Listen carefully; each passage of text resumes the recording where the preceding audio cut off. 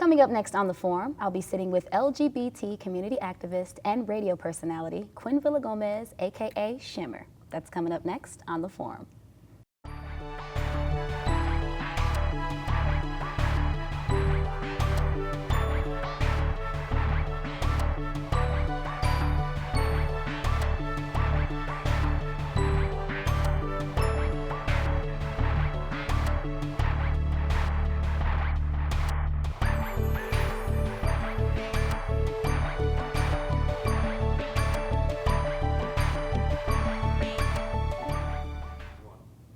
Welcome to SPNN's Forum. I'm Sanni, your host. Make sure you follow SPNN all over social media at SPNN and catch up on the latest Forum episodes at spnn.org. Now let's switch it right over to my guest with me today. She is a radio personality, a LGBT community activist, and she's amazing. Welcome, Ms. Quinn Villagomez. Thank you so much for coming to the show. Thank you so much for having me. Okay, so when I started SPNN a couple of years ago, it was kind of low key. I was nervous. I kept stuff kind of low key, but now I like to ask some fun questions for the guests just to let the audience see the other side of you, the more human side. Okay. And I have 5 good questions for you. I think 4 or 5. I got 5 good ones. So the first one is, would you face your biggest fear in order to avoid your worst enemy? Yes, I would, absolutely. What's your biggest fear? My biggest fear is needles. Needles? Okay. Yes, I don't like shots of any kind. So like, it's like going to the doctor and you get really afraid and get scared. So any day, absolutely, I would definitely face my biggest fears. The worst shot, I think, would be like a finger poke. Yeah, those do hurt the worst. So, yeah, but that's where all the nerve endings are. So I try to avoid going to the doctor as much as possible because every time you go to the doctor, they want to give you a shot. Okay, so it's fruits and veggies for you all day long. Absolutely, yes, yes. Okay, so if you had to laugh at least 1 hour a day in order to survive, what would you spend that hour doing? Oh my God, I would laugh at funny, weird things like on YouTube, like just the videos, things. Yes. The Vine videos. Yep. Okay. They're just silly things, and I'm just kind of like, I think it's funny when someone gets a pie in their face. You think the pie thing is funny? Yes, it's funny? I think, someone like trips and falls. I think sometimes that's kind of amazingly funny. But okay. Yeah, so yes, stupid, quirky things are funny to me. Okay, cool. All right, no judgments here. If you had the power to snap your fingers and erase one of mankind's biggest flaws, what would it be? Prejudice. That would be the one thing that I would love to erase. I think that's a big issue in our country today. I think that it still exists. It's very prominent. It's very full circle. So that's one thing that I would love to erase is prejudice in today's country. I like your answer. Number 4, what's your theme song? My theme song, oh my goodness, you got me on this one. They're thought-provoking, but they're fun too. Yes. I would say my theme song would have to be Beautiful by Christina Aguilera, because it exudes just being who you are, being a woman or whoever, just being beautiful in your own skin and being who you are as a person. So that would be my theme song. I like that. Plus that song is dope. Yeah. And then lastly, show us a hidden talent, and then I'll be willing to show mine. Oh my goodness. What it would be a hidden talent? I can cry like a baby. Well, I don't want you to do that because then you're going to mess up your face now. Okay. Can you do it? Yeah. Okay, do it. Oh, wow. Yeah, so that's a hidden talent that I have. Okay. Your turn.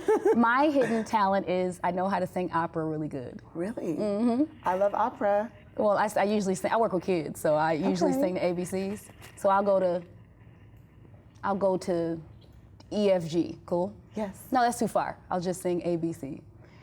ABC. That's all you getting. I love it. I love it. When is the album drop? I'm gonna put that on later. We here with you right now. So, all right. So now into the interview. So everybody wants to know. Tell us about Shimmer. Where'd you come up with that nickname? Oh, okay, Shimmer. So I grew up knowing that I was different.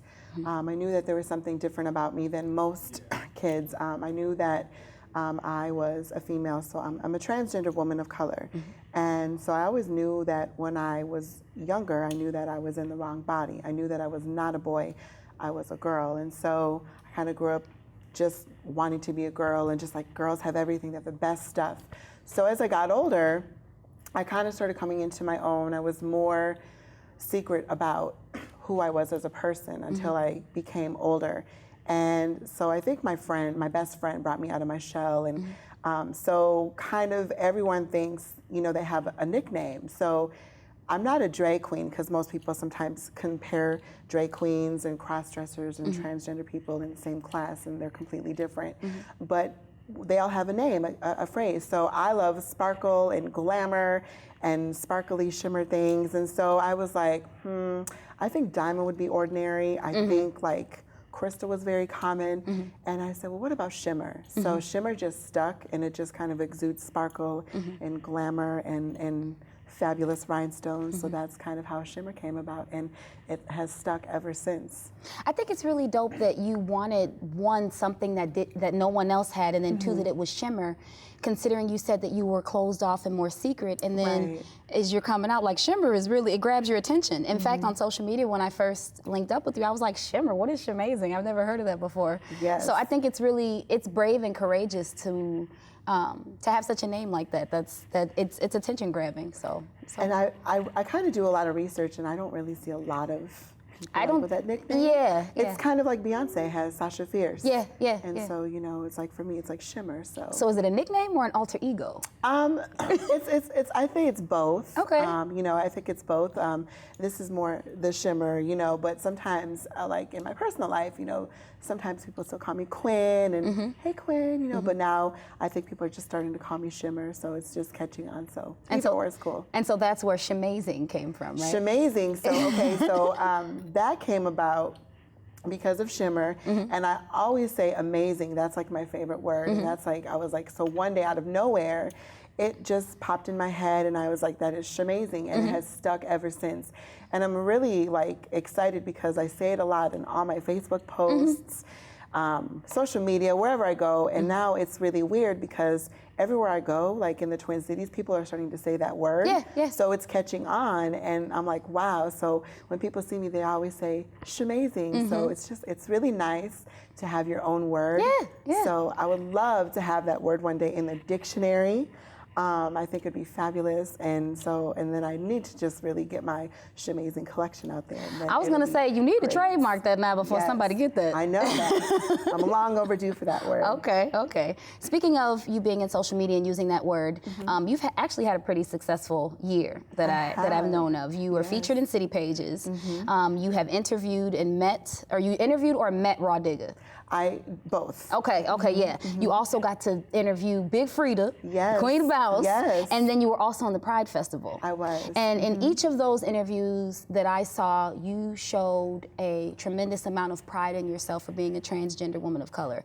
If there was one message that you wanted to share with the world about transgender humans, I like to say humans, what would it be?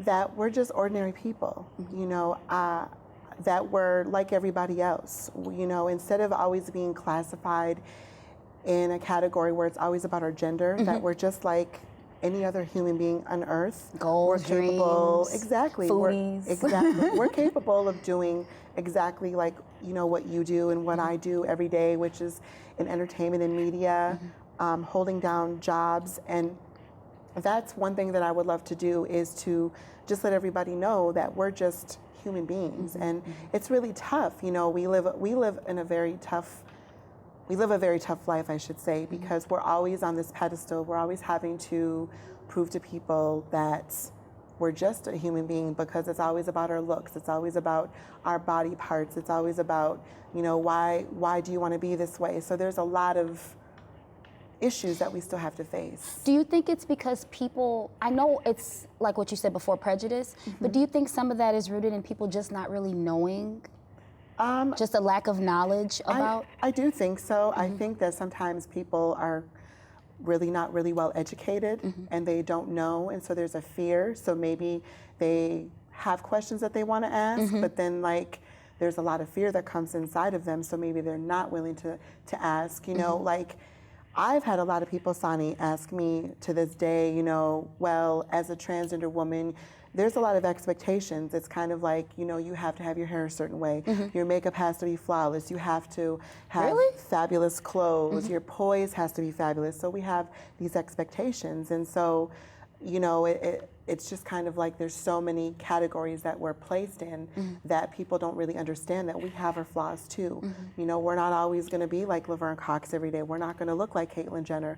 We're not going to look like Janet Mock. So, by the way, I love Laverne Cox. I love some Laverne Cox. Fabulous. She is fabulous, and I love her in Orange Is the New Black. That she'll go raw without the makeup and everything, but then she'll also look fabulous too. But I hear what you mean. I wasn't trying to get sidetracked. No, that's okay. I actually do have a personal question. Okay. Just recently in the media, they were speaking about how you the pronouns that you use to address transgenders. Right. And for me, it was scary because there's some things that I have learned. I used to work at KFAI and I covered the CC McDonald story. Yes. And I was speaking to different people in the hallway and getting different perspectives, and I didn't know what type of pronoun to use. Like, what can you say to people to put them at ease who just don't know, but they want to be respectful in how they're approaching you? What can you say to them? Like, is there a place where they can get educated on, or just can people just blatantly ask you a question? Like, I think people really want to know, but there might be that fear that they might be disrespecting you. Right, that's a really good question. Pronouns is really important, especially towards the transgender community, you know, because like I told you, you know, we face a lot of adversities about our gender and, you know, so many other things about marriage and all that, but pronouns is really important. And I think that there is fear in people, so they don't know how to address a transgender woman or a transgender man. So they will say things, you know, maybe they're not used to it, so like it'll just pop out of their head and they're just used to saying it. Like for me, like pronouns would be she, her, female, woman. Those are important. And for like a transgender male, it would be he, him, himself, things like that. Otherwise, there's also transgender people who like the terms they or them. So sometimes they either feel masculine or sometimes they feel feminine. So it's just kind of either way. So they or them is important. I think it's also important too that like when you correct someone on using the right pronoun, you don't want to be rude, but you just want to let that person know, hey, I'm a woman, or excuse me, I'm a man, you know. I think that's important, but you're right, you know, if they're not educated, they're not used to it. So I think it's just, there's a lot of places in the Twin Cities that people can go for resources on how to be educated for using the right pronouns. Because I know that there are people out there that want to be respectful and aren't trying to start trouble, but they they might feel a little skeptical about asking up front. So I'm really glad that you cleared that up. Absolutely. When people think of Shimmer and what she's doing and what she's accomplished, what message do you want to imprint on their minds and hearts? That I was amazing. You know, my hope and my goal is to inspire people or inspire somebody, but most of all myself. Like to this day, like I can't believe all the things that have gone on for me. You know, like I suffered from depression growing up, and at one point in my life, I'll be very honest with you, I thought about committing suicide because I felt like if I were to commit suicide, that everything would be okay, you know, and the world would go on. It would be a lot better without me here. But then I think God popped up in my mind and said, Quinn, what are you doing? This is not the way to go. You're not going to solve anything by doing this. So I didn't commit suicide, thank God. And I got a little bit of help for that on depression and suicide and things like that. Was it related to you coming out or you accepting who for you? Was the depression related to that? Most of it, yeah. I was bullied a lot in school. I was bullied all the way from kindergarten through high school. So I think a lot of the bullying and the teasing really factored into the thoughts and me caught up and wanting at that point in my life of wanting to try to commit suicide. So I think that was really a big factor. But I feel like back then, I think that by me being transgender and being a woman of color, I wasn't getting anywhere. So I'm like, well, something's not right here. And so I think like now, because I've always wanted to do radio. I've always loved music. I love entertainment. So I think that experience really helped me out. It really boosted me to where I needed to go. And so I think I owe a lot to my best friend, Jonathan Bad Boy Gibson, who believes in me every day, who really was like, something's not right, we need to help her, what's going on? And I went and I joined this support group at Cafe Southside. It's located at 3405 Chicago Avenue. Also in the Exchange, it's owned by Roxanne Anderson and Anna Meyer. And so their coffee shop has support groups for trans people of color, transgender people, transgender men, women, and trans people of color. And it's a safe space for them to go in and to have a support group and to kind of talk about their feelings. And I think if I'd not have gone to that group, I would not have met Roxanne, and I don't think I would be doing what I'm doing today with KFAI and Fresh Fruit and all the good things that have been happening to me. I'm glad you said that, because I know there's probably young people who need that support, are needing that type of support. Do they have a website by chance? I believe they do. I believe if they log on to www.cafesouthside.com. Also, Cafe Southside does have a Facebook page, and they should have all of that information on the website or on the Facebook page for Cafe Southside. Okay. Now the heavy questions. Yes. I recently saw you speaking about a lot of the turmoil that's going on around the country with police brutality and the relationship between police and the African American community. And I saw you say a little bit about it, and you said you were concerned about being a woman of color. And the first thought that came to me, like I said, I covered the story on CC McDonald, and I learned in covering that story that women of color, transgender women of color, receive not so good treatment from police in the same way. They are being killed at higher rates than other races of transgender women and men.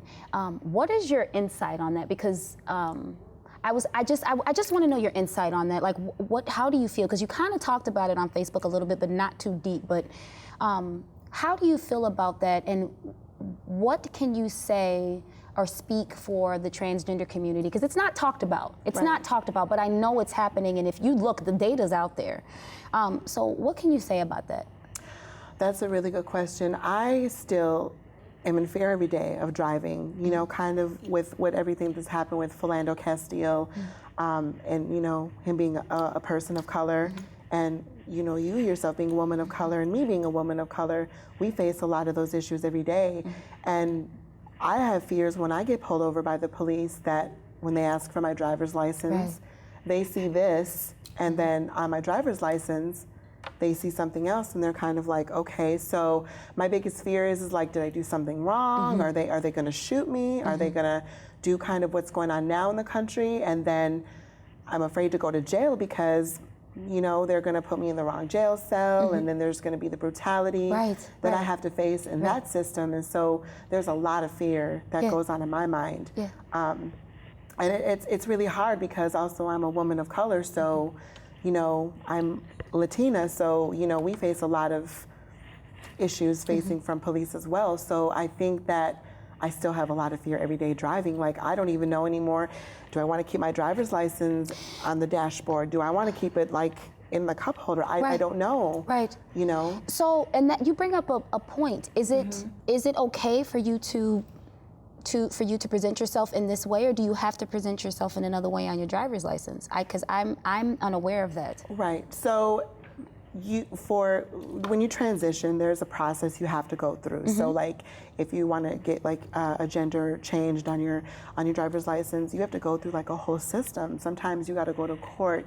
You know, you got to go through a judge proceeding. You know, you got to go through all these hassles to get your gender marker changed, and you know, and then sometimes they're going to ask you, why do you want to do this? And then there's, you know, a lot of legal things that you got to go to just to get your gender marker changed on your driver's license, you know, because sometimes, you know, it's kind of like because I think a driver's license, if I'm not mistaken, it's like an actual legal license. And so like if you put down the wrong gender on a license, I don't know if that would be considered fraud or not. You know, they might say, well, this person's lied about their gender. So like, you know, those are some issues that I think would be a big big issue for the transgender community as well. So do they only, you can only put, like, you have to go through the full procedure of the transition in order to put your gender marker on your license? Yes, I believe when you complete your transition and you do want to get your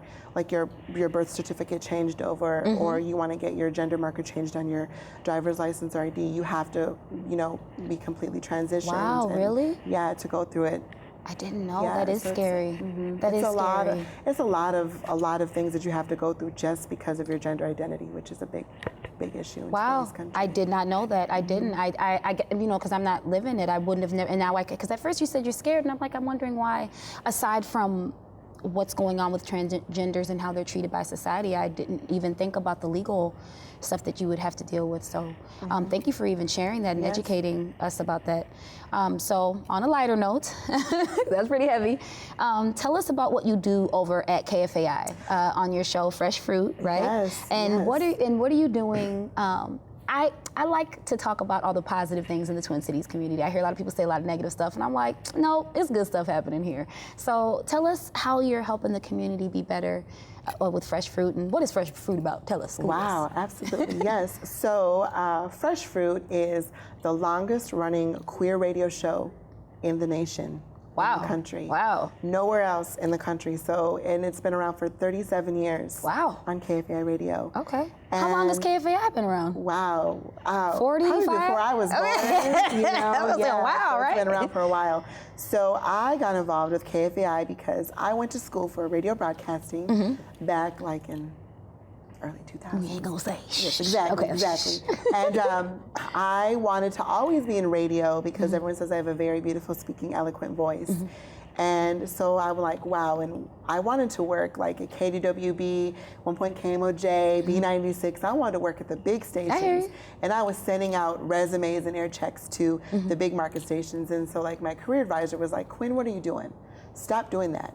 You got to start small. And I'm kind of like, I don't want to why? start small. I'm Shimmer. Exactly. So I want to be with the big dogs. Go for the big meat, hey.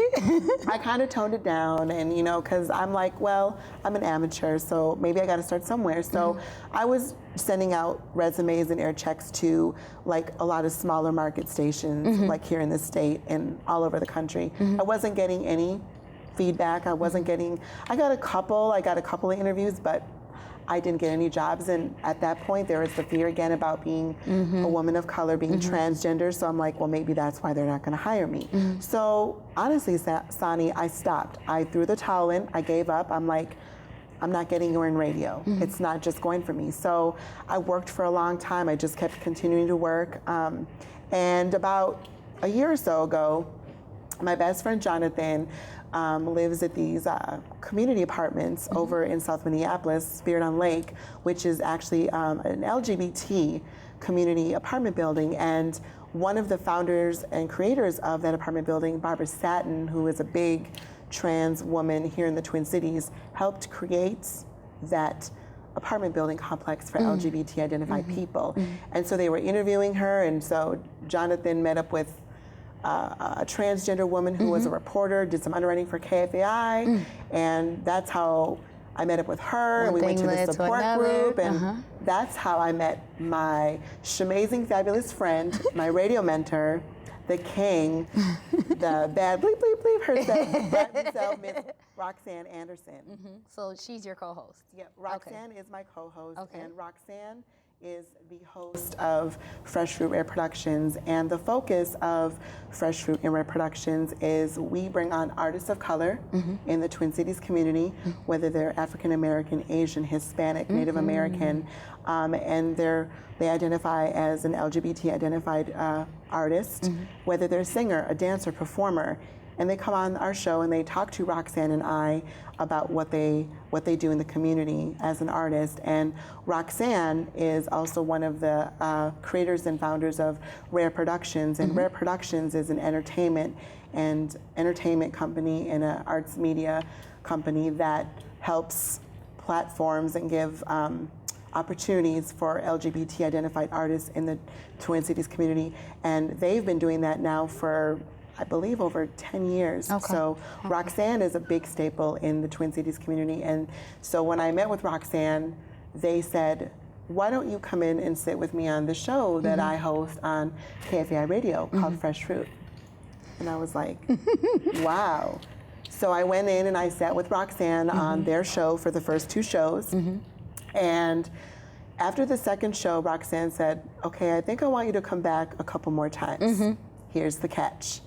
I'm gonna give you homework and I need to see if you can bring on guests, see what you can do. I want to see what kind of questions you can come up with. And that's how it all began. And the rest is history. And the rest is history. So, you know, I think Roxanne has believed in me. Roxanne is probably the only person in the Twin Cities area who has never given up on me and has really believed in my dreams of radio broadcasting. And I've been co-hosting with them now for over a year.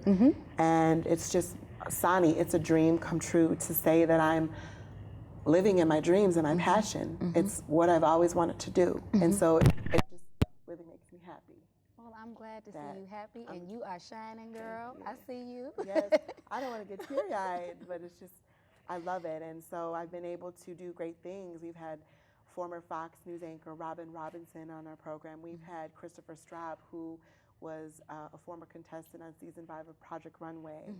And wow, the opportunities are endless, and I just can't believe at the great things that I've been able to bring to KFAI Radio and to Fresh Fruit and Rare Productions. So when can we catch your show? You can catch our show every second Thursday of the month on KFAI Radio, which is 90.3 FM in Minneapolis and 106.7 in St. Paul. Radio Without Boundaries. And our show is live from 7 p.m. to 8 p.m.